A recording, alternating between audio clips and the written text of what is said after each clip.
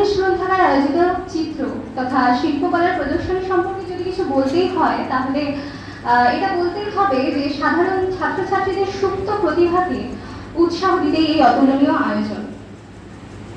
আমার অত্যন্ত সৌভাগ্য যে আমি এই আয়োজনে অংশগ্রহণ করতে পেরেছি এবং এই কারণে আমি আর আমরা সকল ছাত্রছাত্রী সুভাষিস স্যারের কাছে কৃতজ্ঞ। চিত্রকলা একটি অতি পুরাতন কালের ধারণা। মানুষ সৃষ্টিশীল, তাই সেই আদিম যুগেও তারা নানা রকম উপায়ে পাহাড় খোদাই করে করে ছবি আঁকতেন। এই নিদর্শন দেখা যায় পাহাড়পুর, ময়নামতি, অজন্তা, ইলোরার গুহায়। তবে আজকাল এই সৃষ্টির মূল্য হয়তো কোনো কোনো ক্ষেত্রে ক্ষুণ্ণ হচ্ছে। এর উদাহরণস্বরূপ বলা যায় কিভাবে এআই তথা আর্টিফিশিয়াল ইন্টেলিজেন্স মানুষের শিল্পকর্মের সৃষ্টিশীলতায় প্রভাব ফেলছে। বিখ্যাত জাপানিজ অ্যানিমেটর এবং ঘিবলি স্টুডিওর প্রতিষ্ঠাতা হায়াও মিয়াজাকি 2016 সালে বলেছিলেন, I am utterly disgusted. I would never wish to incorporate this technology into my work at all. I strongly feel that it is an insult to life itself.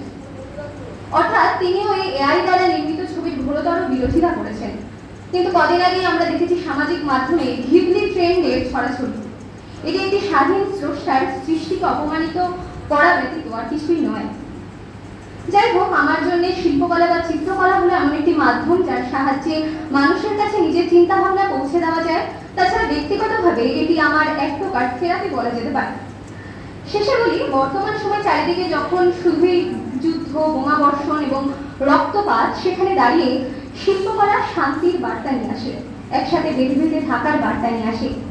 ইতিহাস সাক্ষী আছে যে Adolf Hitler যদি সেদিন Vienna art একাডেমিতে চিত্রকলা নিয়ে পড়াশোনার সুযোগ পেতেন, তাহলে হয়তো সমগ্র বিশ্বকে দ্বিতীয় বিশ্বযুদ্ধের মতো একটি মর্মাহত পরিস্থিতির সম্মুখীন হতে হতো না। কথায় বলে, a failed artist can become a Hitler.